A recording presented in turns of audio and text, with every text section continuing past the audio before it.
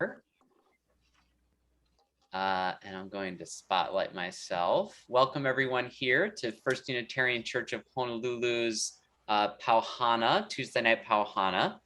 This is the time when we get together to talk about some of the things going on in our community or around us, or however else we want to discuss things. And we're really excited this week to be meeting and discussing and learning from a group in our own midst. The Rainbow CUUPS group on Wednesday was voted by the board to be approved as an official group of First Unitarian, which is what they needed to become an official chapter of CUUPS. I already said in my email, it's the Covenant of Unitarian Universalist Pagans. So I just wanted to do that by way of introduction. And we have a few members of the group with us here today. And I just wanted to sort of give everyone a chance to get to know what Rainbow CUUPS is, how you take part, and anything else, any other questions you might have about paganism or anything like that. So it's a really wonderful opportunity. And I want to thank Janelle for saying yes, and I want to thank Lee and Nan, who are here, Nan Porterfield from the group, and anyone else who's been taking part in the group will have a chance to chime in as well, or anyone else for that matter. So should I, or Janelle, do you want to chat with me first, or how do you want to do things? Why don't we add this? Should we add Nan and Lee also to also answer questions and discuss? All right, we'll do 4 people. So anyone else on the group here who wants to chime in? Okay, we'll just go with the 4 of us here. So who wants to tell me what came about that wanted to start the well, I shouldn't even get ahead of myself with the name. So tell me how this all started. How did someone or one person or a group of you decide you wanted a pagan group here at the church? Anyone? Sure, I'll start. Hi, everyone. Glad to be here. It's good to see some of your faces. I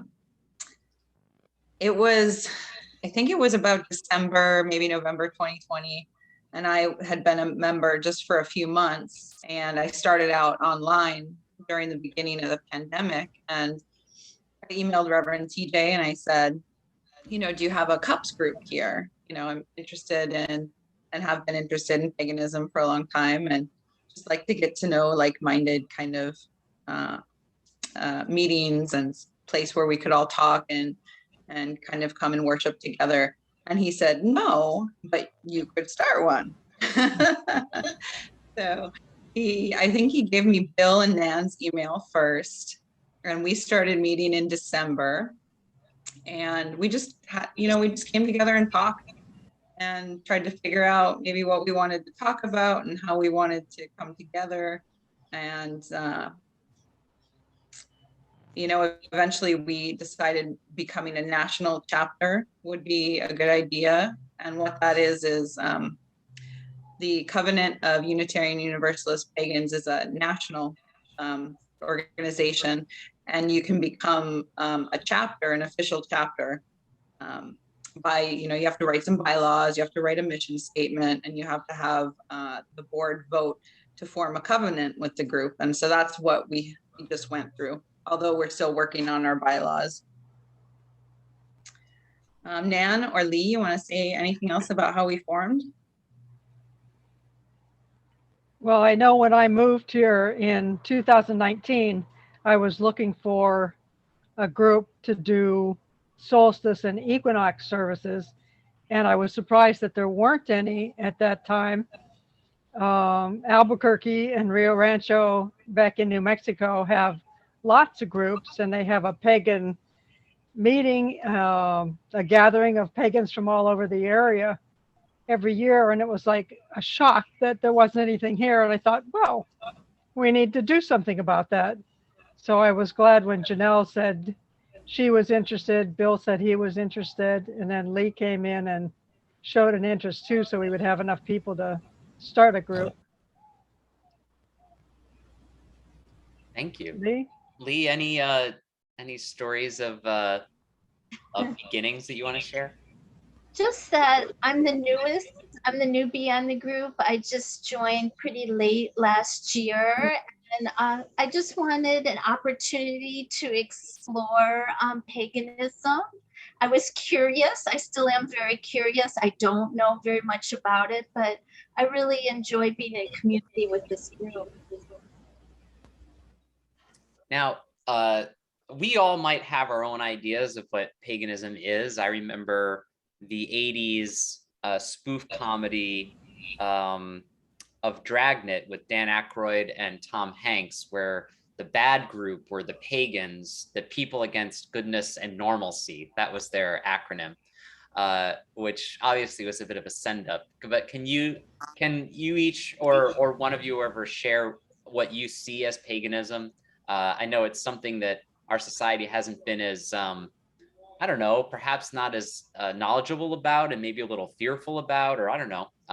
Since they're making a joke about it in 80s comedies, maybe there's something there. So can you say what paganism is to you?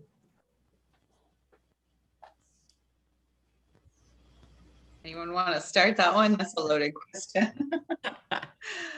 Yeah, it's almost like when someone asks you what's Unitarian Universalism, and you're like, oh my gosh, how am I supposed to explain that in a couple sentences? But I think it's kind of similar to Unitarian Universalism.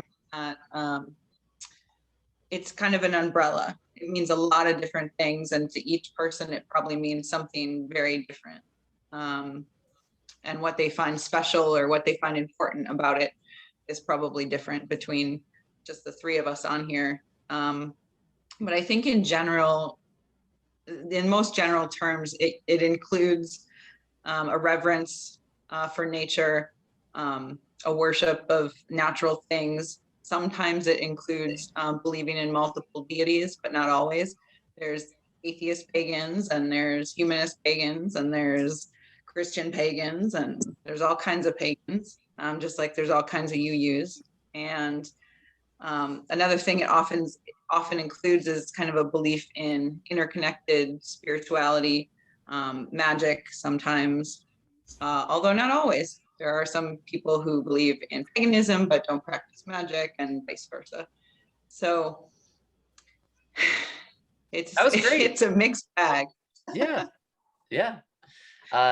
Lee or Nan, do you want to add anything to that, or is that you feel like that's a good no? Okay.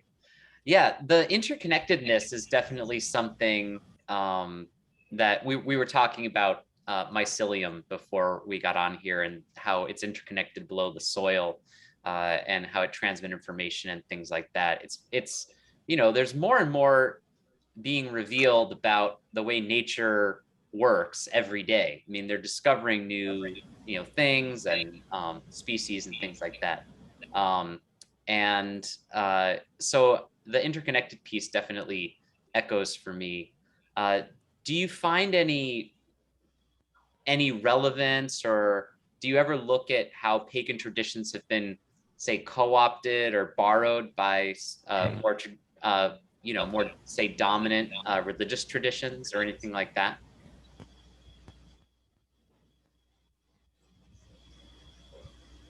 Or do you mostly look through the lens of what your practice really is, like the primal beginning of your own pagan sort of beliefs or things like that? I mean, I'm just trying to get a sense, if people want to come to the group, is it going to be sort of a discussion about this, or how much is practice, and what does that look like for folks who want to kind of understand what the group is doing? Does that make sense? Great. Yeah, but thanks for the clarification. At first I was like,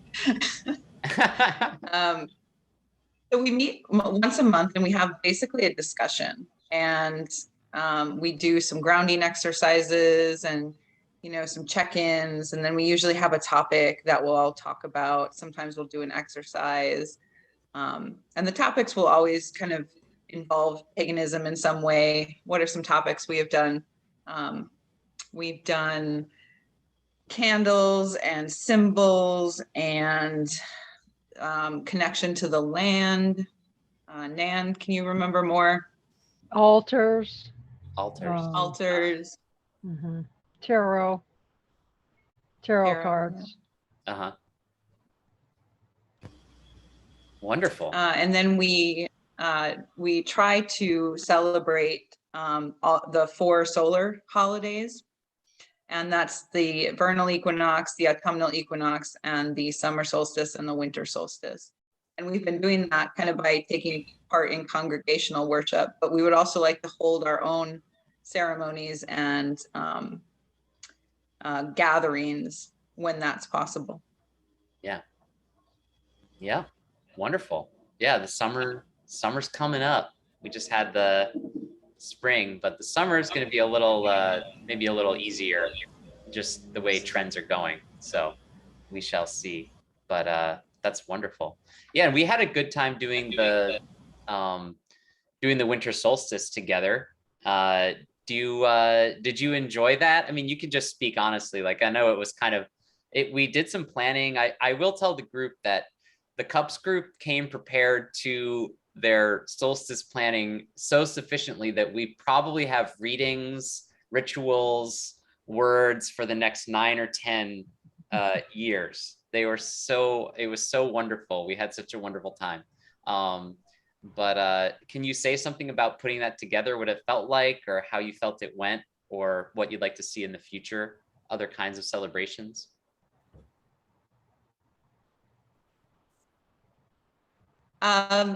Lee, do you want to start talking about this? I'm trying to copy and paste the mission statement right now for someone who asked, and then I'll chime in. That was like the first event that I really participated with the CUUPS, Rainbow CUUPS group and the congregation. And we just had a lot of fun putting it together. It was very collaborative. Nan shared the story of the Deer Mother, which I had never heard before, and absolutely just, I adored that story now.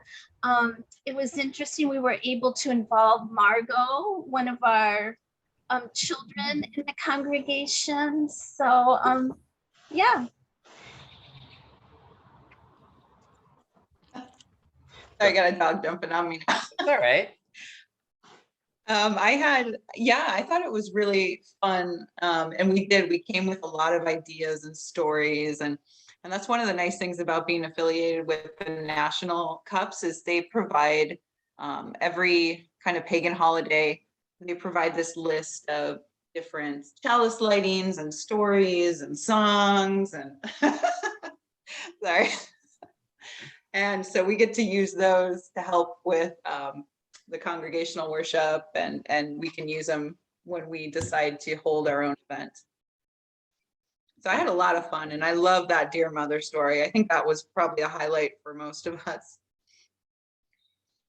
Yeah, it's sometimes you get a sense when a tradition starts in a worship service, and I felt like that'd be a nice story to retell in different, because there's many versions of it. There are that are more detailed, and I think that would be fun. Also, like, not to get ahead of myself, we're doing a little worship planning, but like in person, enacting a story like that is also really fun, and someone would maybe get to play the Deer Mother, which would be really fun. So but yeah, wonderful. Okay. Nan, any experience, any thoughts you wanted to share about the solstice event, Nan? No, I think we kind of hit the highlights there. Okay. That deer story is my favorite one, and I really like stories. So expect to see more as we go along. Wonderful. The plane was destroyed and the wreckage was left in a steep remote area. I'll just mute that. That's really great. So we have the chapter mission statement here, and it does have a lot of information in it that covers, I won't just read it to people, but it's a beautiful statement about inclusion and about the traditions and safe and welcoming space. And again, about the interconnectedness. I can just ask any of you, is a inclination toward an earth-based way of believing something that you just always kind of innately had, or is it something you discovered in Hawaii? I know my proximity to nature like this has definitely changed my inclination toward my own kind of understanding of nature and its meaning in my life. But is that just something that was always innate, or did you come to it? Does someone want to share a story about how that kind of started? So. Sure. I will say too about the mission statement, I just copy and pasted quick. The first few sentences before the space is the mission statement, and then what follows is kind of how we will meet that mission statement. So a vision. But for TJ's question, yeah, I've always been interested in it. I grew up in a very small town in Wisconsin, and there was this lake behind our house. It was a pond verging on a lake. And I spent almost every day down there playing in the mud, playing with turtles, playing with crawfish. You know, it's all I ever wanted was to be outside and play with animals, which is why I became a wildlife biologist. And I've considered myself pagan, I think, ever since I was like 12 or 13 when I first heard of it. And around the same time, my mom became a UU, and I was just, shocked when, I went to the church and people were talking about paganism, and there was people talking about, goddesses and earth-based spirituality, and it was just great. And so that really, it was Unitarian Universalism as much as anything else that opened my eyes to it. Great. I was brought up in Scouts, and Scouts have a part of their Sunday, which is the Scouts' own, which devotes itself to nature and respecting what's going on. And it's part of sort of like a little church service that would be non-denominational, non-Christian, that would include everyone into the weekend. So we did them when we went camping. So it just brought all the nature together for me. Yeah.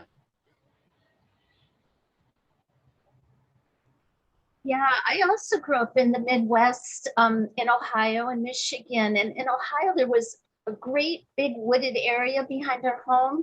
And then right across the street was Lake Erie. And so I had the woods and I had the beach and the water. And I was the kid that was always like picking up shells and putting them in my pocket, picking up pine cones and just little things I'd find out in the woods. And I'd save them, and I'd like have little groupies everywhere.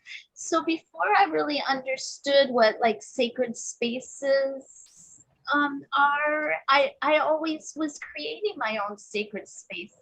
So I think I've always identified with paganism. I just didn't have the language or the knowledge around it. Yeah, I know this is all of your time, but you're just since we're sharing these stories, I grew up, at least part of my time in Connecticut. We actually lived on, like, we faced the Long Island Sound. My house, there was a restaurant, Twin Faces East, I think, between me and the Sound. But it was right across the street, and a graveyard from the Revolutionary War also. And then there was a stream that came out of the Sound that went right by our house. So we had, and then my house was an old farmhouse, and it had these forsythia bushes that were enormous. And so at any given moment, I'm hiding in the forsythia bushes, or I'm down in the creek chasing, animals getting all mucky, or I'm over in the Sound, like looking at that. I think there is something to growing up and having access to that. So yeah, that ties you to something like that. I don't know, but interesting that we all have sort of experiences like that. So so someone's putting questions in the chat here. So Nancy's asking if pagan refers mainly to Celtic nature-based religion. Somehow I feel more relating to a broader term. I don't know what yet, but not pagan. Okay, interesting. And I want to say something about that, because I sort of brought up, and we can, if you all have responses to that, we can. But one question I do have on my mind is the negative connotation to the word pagan that our society has. And I made a joke about it a little bit in the movie Dragnet. Christopher Plummer plays the bad guy in it. It's really quite something. But there's definitely a negative connotation that's probably come out of in different ways. Is there anything you've done to counter that, or are there strategies the national group talks about, or is it just kind of something you deal with? Can anyone talk about sort of that that connotation it's got, and what you do with that? Yeah, it's, you know, it's tough because you know, I still don't know of a great way to deal with it other than just talking about it and trying to dispel, you know, some of the myths. But I mean, it, you know, I think in the 80s and before that, it was always like equated with devil worship, or, you know, anyone that wasn't Christian or believed anything else was a pagan. And that word was used for, you know, a long time. And so there's controversy about why then co-opt that word or other words, like witch or witchcraft, or, you know, and I think there's pros and cons to it, but, you know, that's the terminology that's used now. And I go with it. I call myself a pagan, and it is hard also as a scientist. I feel often looked down on by other scientists if and when I call myself a pagan. So there's, to me, that personal kind of negative connotation. People think, oh, you must be a kook, or you must be, you know, whatever they think. And I can only say, you know, it sucks, but it's the word we're using, and I just try to explain to people what it means if they are curious. Yeah. I will add to that when you go to the military graveyards, you can now see the pagan symbol. So it has become acceptable in the military to be a witch, to be a pagan, and to have that on your gravestone. Yeah.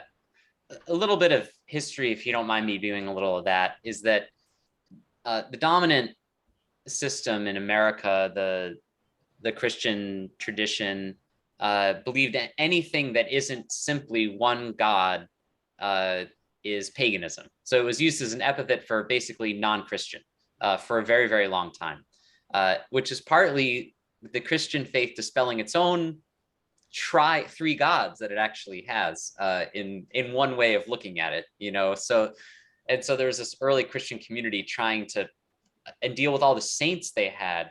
When the Roman religion was going from town to town, they'd roll in and everyone would have all these house gods, they were called, like all over different parts of the world they'd meet, and they're trying to bring this Christian religion there. But even Rome would sort of let people keep their house gods, their sort of local deities, and then those morphed into saints, and would require them though to adhere to the big gods like Jesus God. And so they sort of morphed the Roman paganism that they inherited from sort of Greek mythology or the Greek religion into the same way that Christianity sort of spread. And ask anyone from the Central America how many formations of God there are, and there are really four, because there's Jesus, the Holy Spirit, God, and the Virgin Mary.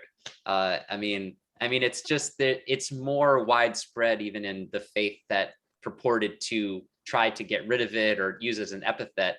Talk about the pot calling the kettle pagan. It's definitely there too. So, but yeah. Good thing going. Pardon me, what's that, Carolyn? I think they saw a good thing going and had to appropriate it. Yeah, that's exactly right. And you know, the advent wreath was appropriated from a pagan tradition. Like many things in many faiths were appropriated from a pagan earth-centered tradition. So I didn't mean to just monologue there, but I think that is part of it, is that the effectiveness of that label and the campaign against it still is effective today, and reclaiming it seems powerful to me. It has been in just getting to know this group over the last year. It's helped me even. So I just wanted to share that. So yeah. No, that was great. Yeah, I think that history is really important. I see Nancy asked too about heathen. I know for me, the people I know that call themselves heathen particularly relate to a particular pantheon, and I don't know if that's how you see it, but the people that call themselves heathens that I know relate to the Norse pantheon. Yeah, it should be mentioned that in a very loving and true and academic way, the Hawaiian religion is a pagan religion. It has multiple gods, and someone who is a sort of practitioner of the Hawaiian faith that I know recently, it sort of dawned on them, and with delight proclaimed, I didn't even realize I was practicing a pagan religion, but I am. And it was very freeing for them. You know, I just thought that was kind of, we are in a land whose primal religion is pagan. Just by definition. There's really, we can bandy about it, but that is the fact. So yeah, so that's wonderful. So that's, yeah, that is one thing. What is it, is there anything that you'd like to let people know about what you do, or things that you found really helpful in finding this new community? Because part of why I wanted to have you on is for folks to wonder, oh, this is all it takes to get a group started at church, you know? And so you can talk about your own faith and specific things about paganism, but maybe also what have you found in building this community inside the church, and how has it gone for you? And what would you tell people about that process?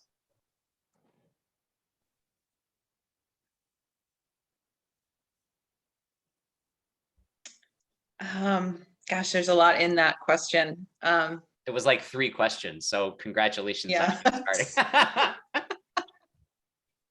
Do you want me to break it down? Yeah, start with the first part. I think you asked how paganism is helpful to us, Yeah. and then how the group forming is helpful to us. Yeah. How is in your daily lives, in your practice, how is your faith helpful to you? Oh, wow. It's an integrated part of my daily life. I don't get to talk about this much, so that's kind of neat. So I have practices that I do every day. And the more I do them and the more I connect with them, the better I feel about myself, connection. And a lot of it is really psychological, but so I have, I mean, you could call it prayer, but I have a specific ritual that I do in the morning, and I light candles, and I use tarot cards every day, not exactly as a divinatory practice, but as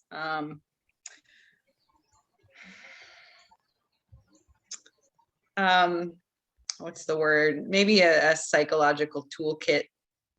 And so for me, a lot of my practice that I connect with paganism is about personal growth, well-being, and healing.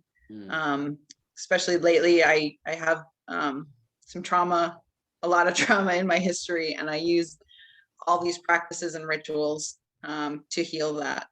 So for me, it's an integral part of my daily life. Yeah, thank you. Does Nan or Lee, do you want to share a little about what the practice means to you, or what that looks like in your daily life? Yeah, I'll share. I too light candles pretty much every day. Even before joining this group, all my adult life, I've always had an affinity for candles and just a ritual around lighting them and the symbolism. And now since joining the group, I think I'm much more mindful around the lighting of the candles. And yeah, it's just kind of made the whole experience a little richer.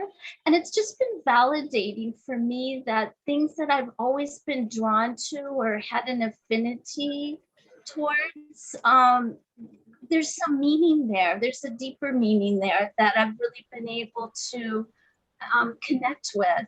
And I just want to let you know, if there's a zombie apocalypse and the grid goes down, I've got candles for everyone. Me and you both will have in stock. I attended and I don't want to jump on anything, but I attended the talk you did on candles and that service. And if you remember, I wrote the name of one of my friends who was really suffering from something at the time. And whenever I still have that candle when he's going through things that are hard. I light it and I say a word of prayer for him. And his life has really turned around. I don't mean to like get into it, but I'm just saying that like he is well and making real strides toward he was just sort of whiling away his life and really has found kind of a drive that gives him a lot of purpose. And just saying, something to it. And it was just beautiful talking about the different colors of candles, Lee. Like, I loved that presentation. Yeah. So. I'm just going to add that I don't do a daily practice, but I do the rituals on the Sabbaths so that it's more of a spaced out ritual for me rather than a daily ritual. Yeah. So you don't have to do it every day. You can do it every day. You can skip days, or you can just do the celebrations of the high holy days. So it's kind of an individual thing as to how people celebrate paganism. Yeah. Yeah, thank you, Nan. Yeah, definitely. Yeah, that's wonderful. Thank you all for sharing that. I know it's personal, but we're at church and it's important stuff. This is where we care about these things. And so my second question was about the experience of getting started and what that felt like. More of a tale to people that are maybe wanting to start something at the church. What did it take and how did that go? Yeah. Yeah, and I know there's all kinds of groups like CUUPS, like there's Unitarian Buddhists, Unitarian, all kinds of Unitarian Christians, Unitarian, I'm sure there's a lot of others, but starting it was not hard. You just have to ask if there's others interested. And, all we had was 3 people in the beginning. And that was great. I mean, you can have really good discussions with 3 people because, small group, everyone really gets a chance to talk and get to know each other. And so getting to know Nan and Bill had been just wonderful. And then slowly we had a couple more trickle in, and right now we have about 5 to 6 people that kind of show up regularly. And then there's maybe another 3 to 4 that maybe show up every now and then. And it is, I would say someone has to want to, because it does take a little bit of work. So, there's got to be someone that's willing to coordinate things and set up things. But it hasn't taken a terrible amount of time, I think, from anyone. Planning the worship with the congregation has probably been the most time consuming thing. And, you don't have to do that to start a group. Yeah. We'll get ready for solstice in June. So, but yeah, but seriously, we should talk about summer solstice. I think it would be really fun. And we've gotten more indoor outdoor space kind of familiarity and stuff like that. So it'd be really fun. Is there more about anyone? Carolyn's got her hand up, but is there more people want to say about beginning the process at the church and getting it started, and maybe some barriers or things that you wish had happened sooner, or we could have helped more with, just for folks who are maybe thinking about starting something else?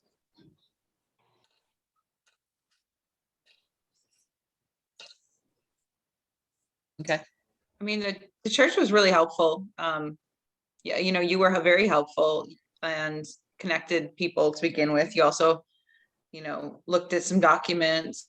I guess what would have been nice is, if this happened when meeting in person was available, it would have been nice to do this in person with people. Yeah. Well, we're getting there. I hear tell you might be with us on Sunday. Is that right, Janelle? Still looking like that's gonna work? Yeah. Oh, Yep, I'm gonna be there this Sunday. Booked a plane today. All right. We're excited. It's gonna be great. Carolyn, do you have a question? Do you want me to add you to the mix here? I just wondered when Nan mentioned the Sabbath, whether that is Sunday or a particular other day, or just whenever you make it. Great. Nan, do you want to respond to that? It doesn't have to be on a Saturday or a Sunday.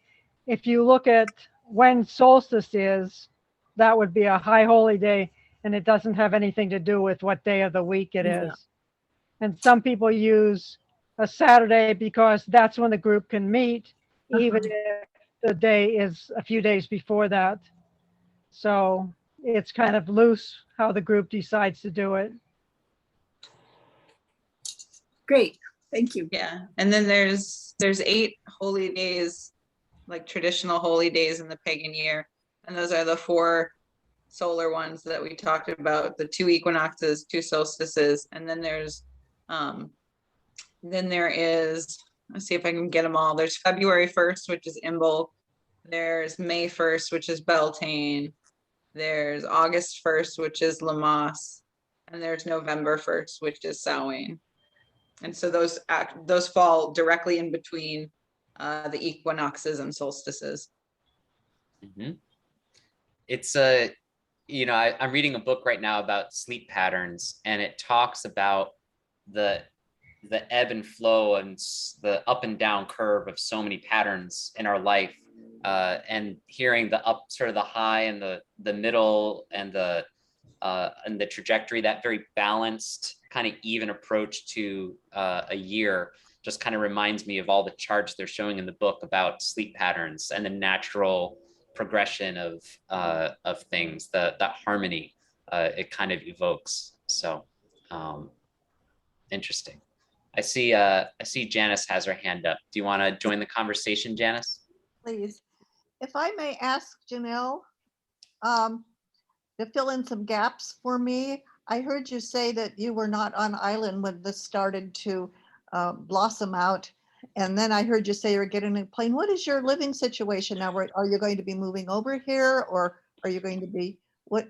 I'm kind of lost there. That's okay. So actually I was on Oahu when I've been on Oahu for 2 years. I moved in April of 2020, right when the pandemic started, for a job. And so I joined the church, and I've been online for the last 2 years, and I've never been to an in-person service. But just 2 months ago, I took a promotion that relocated me to Maui. So now I'm on Maui. Okay, close by, good. We did manage to get a pet blessing in there. That's about it. That's the only time Janelle was at the church. Nancy, you have your hand up. Do you want to join the conversation? Sure. I have a question. You mentioned the 8 high holy days. I guess that's what you call them. Are they, I know, of course, the equinoxes are all related to the sun. Are there moon holidays then? Are the other ones more related to the moon? So the 8 that we talked about are all kind of related to the sun and the seasons. So the ones that aren't solstices and equinox are just directly in between. They're the middle point between the solstice and the equinox. But then a lot of people celebrate full moons and new moons, and they call them SBATs instead of Sabbats. SBATs is a full moon. But that's not as, that starts to get where a lot of people do things differently, and not everyone does that. I'm sure not everyone does the eight holy days either. Personally, I just do the equinoxes and the solstices. So. Yeah. Great.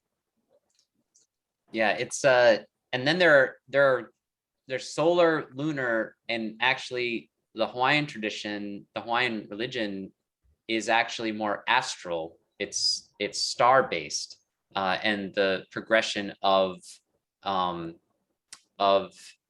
constellations through the way we view them from Earth sets a lot of the calendar in motion. So there's many ways that faiths, and it's a mix, sometimes, but it's interesting to learn about which different traditions flow from a lunar, from a solar, from an astral kind of trajectory. So yeah,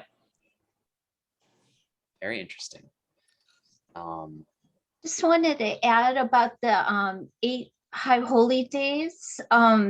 There's what's called the wheel of the year, and it's a wheel, of course, and it has all the 8 holy days in there.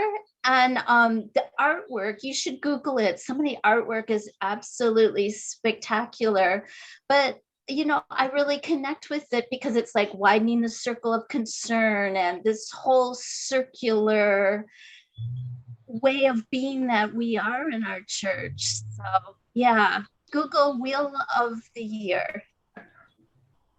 Very good. Yeah, when we did the solstice, the winter solstice, we did the what you give to the night, and the thing I say is, the wheel is turning, and that's what that's referring to. That's what that comes from, is the wheel of the year. It turns no matter what we say. So I always am interested when people have figured out, the wheel was something happening before we realized perhaps the earth was even rotating. And so the wisdom that people really find before we find it. But anyway, I was interested by things like that. So sorry, there's very cute dogs walking by. So any other questions for we've sort of moved right into question time, which is great. Any other questions for the CUUPS group? Can someone teach the kids some pagan songs?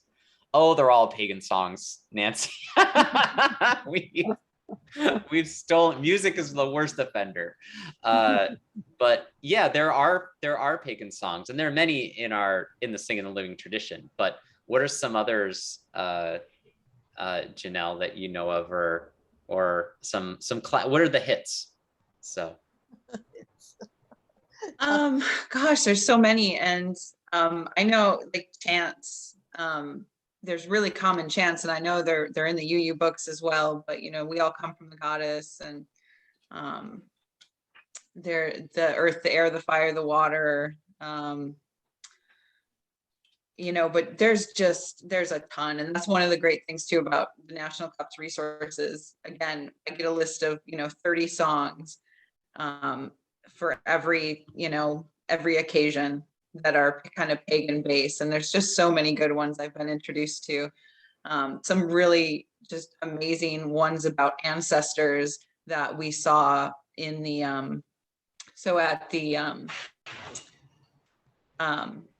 UU assembly last year. The National CUUPS put on a presentation, and they just had these amazing songs in that presentation, and we played it for one of our meetings. And I was introduced to just a bunch of good songs that way, songs that I'll never forget, and I play all the time now. I don't want to sing any right now, but I mean, the classic pagan song that's in the hymnal is, for me, is Deck the Hall. The imagery in Deck the Hall, it's been co-opted as a Christmas song, but it's decidedly not. The imagery in it, the illusions and everything come right out of pagan traditions, but decidedly Eurocentric pagan traditions. So we can get into that some other time. But yeah, if there are children's songs, you know, Nancy's suggesting we get them young.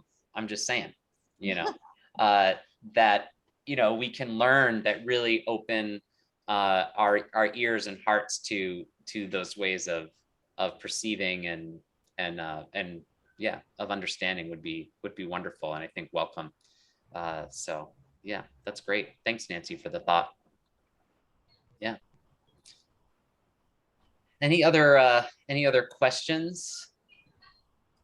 What's the okay, well, what are the ways every group that's here, I always like to kind of ask, what are ways that our church can support you? And even though you've gotten some support already and things like that, do you have a wish list of things that you kind of wish you could see more of? And don't, you know, no holds barred. I mean, you know, if it's something about worship or whatever it is, I mean, if there's something that would enliven your spiritual life, or you think, you know, the church could see more of, is there some way of support that you'd like to see more of?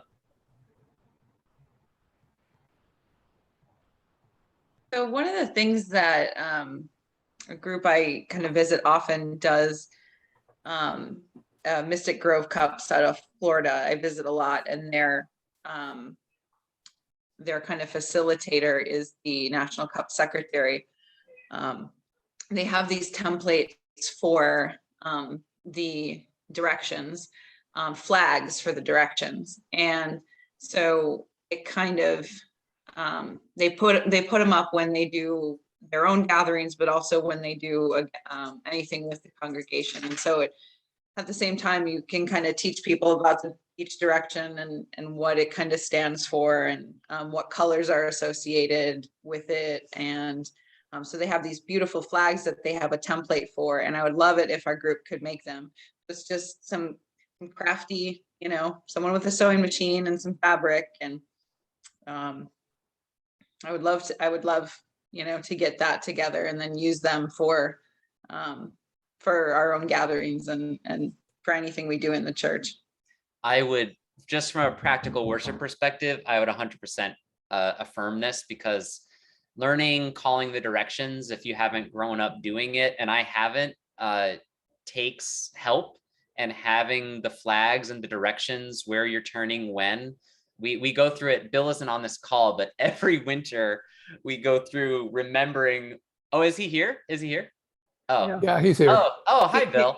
You must have just joined or something. Oh, okay. I did. Yeah, it's been pretty jammed this afternoon, so I just barely got a chance to sit down.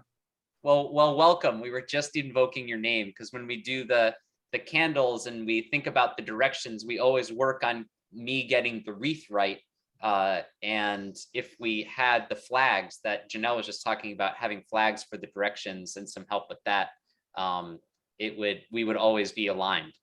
So that would be pretty cool.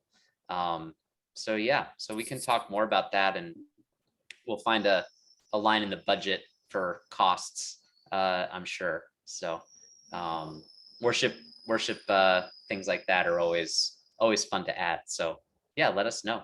So yeah, that would be great. Pretty cool. We manifested Bill. Yeah, we manifested Bill. Anyone who thinks the pagans aren't Thanks, Bill. powerful better just look out. Bill, is it all right if we add you to the conversation here? Yes. Great. We've been having a good chat about a few different things with our cups group, and but I guess I just might ask you, like, what led you to be involved with the cups group? Wow. Well, I'm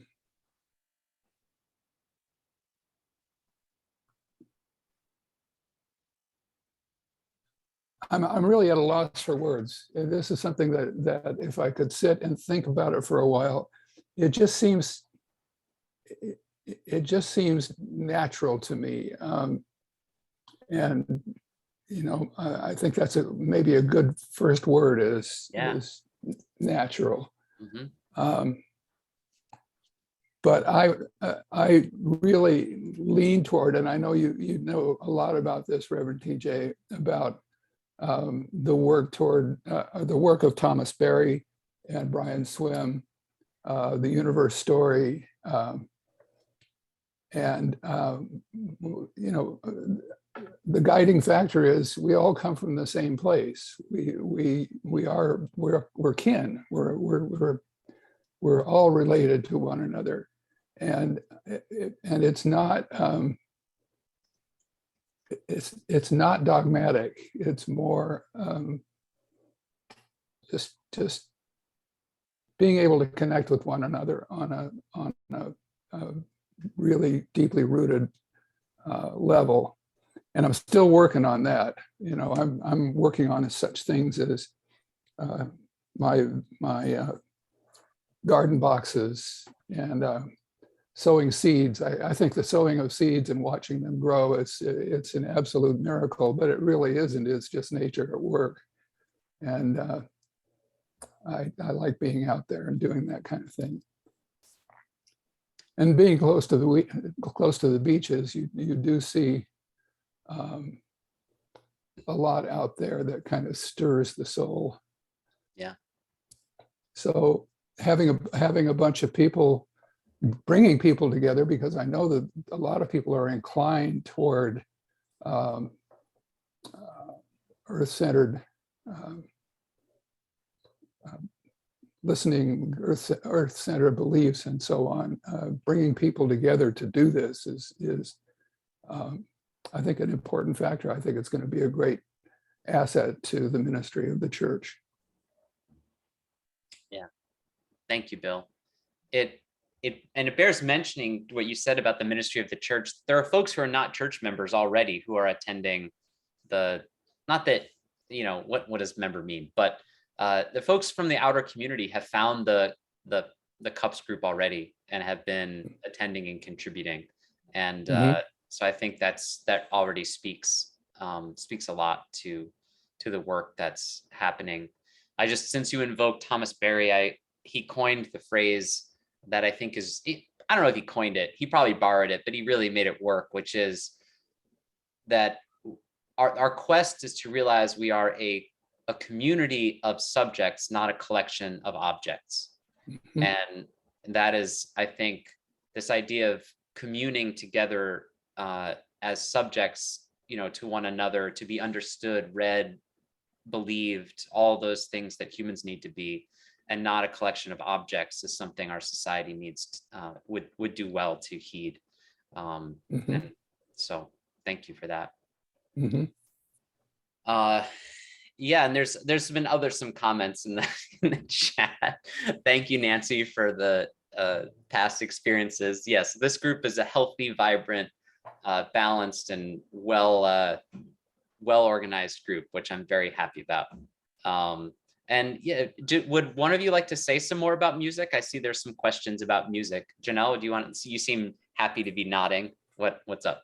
Oh, I was actually nodding about her comment about the kind of strange group that there used to be. So that's unfortunately common in paganism. And, you know, I think with any kind of what people term alternative religions, it can get a little culty, and it's like, what do you do to prevent that? What do you do to recognize it? And so there's a curriculum called Paganism 101 and a seeker class that does a lot.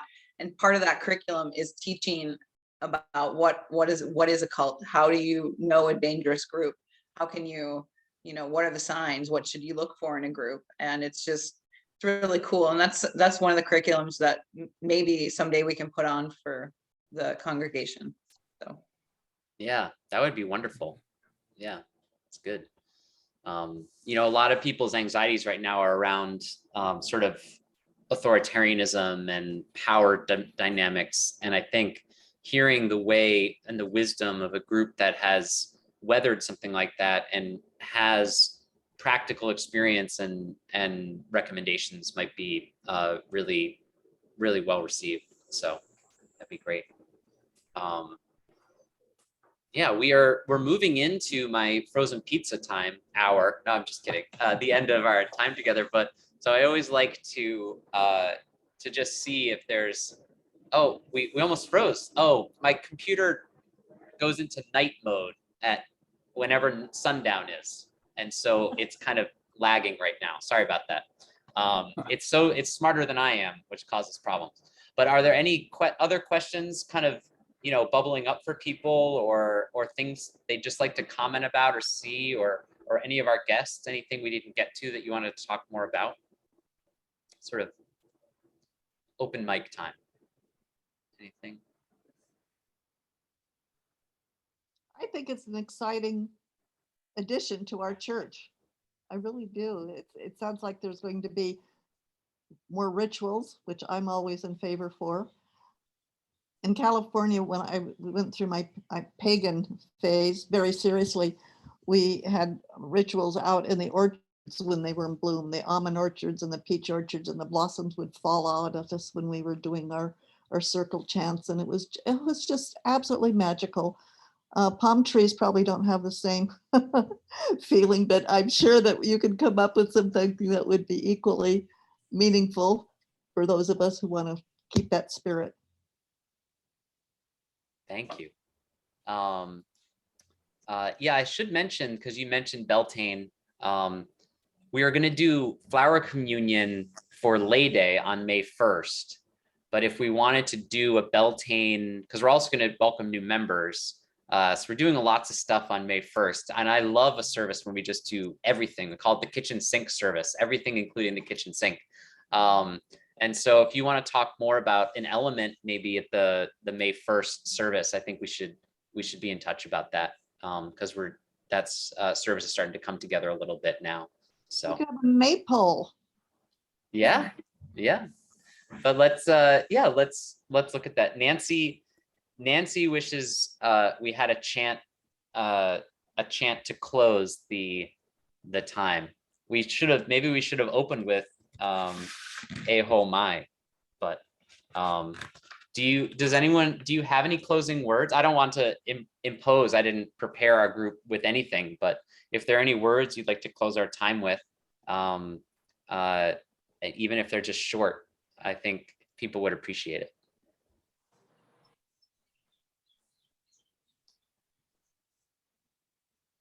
The only one that comes to my head right now is that we all come from the goddess chant. And so some other people have to know that, right? Yeah. Anyone? I know it, but it is hard to sing together on Zoom. It doesn't work. It is. I can do my best. I'm not a singer, but I will do my best. We all come from the goddess, and to her we shall return like a drop of rain flowing to the ocean. We all come from the goddess, and to her we shall return like a drop of rain flowing to the ocean. Aw, thank you, Janelle. Yes, thank you. That was a beautiful way to close. And Yes. I want to really from my heart, thank all the CUUPS members for being here with us. I know it was really meaningful for a lot of people here. And it's one of those things that kind of happened when no one really knew about it. And I wanted to be sure you had a chance to really let folks know. And if you have questions, I know that the next meeting is April 21st. And be in touch with our folks here. And yeah, merry parting and blessed be. Thank you. Yes. All right. Yes. Aloha, All right. everyone. I'll turn off the all the spotlights we have here if you wanna, but I have let's see here. All right. Okay.